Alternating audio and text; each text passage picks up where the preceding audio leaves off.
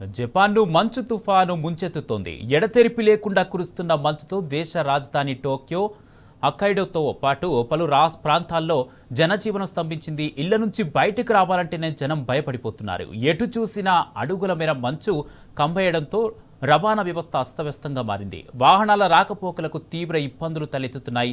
ఇటు రైళ్లు, విమానాల రాకపోకలు రద్దయ్యాయి. దీంతో ఎయిర్పోర్ట్లో జనం పడిగాపులు పడుతున్న దృశ్యాలు వైరల్ అవుతున్నాయి.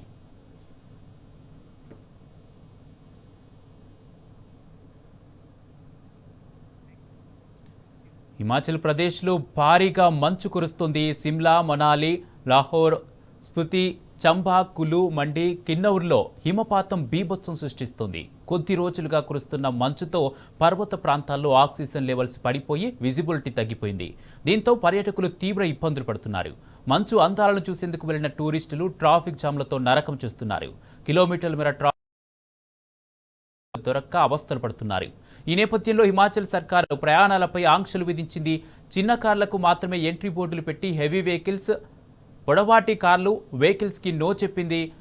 మరోవైపు రాష్ట్ర వ్యాప్తంగా వచ్చే వారం పాటు విపరీతంగా మంచు కురవచ్చని ఐఎండీ హెచ్చరించింది.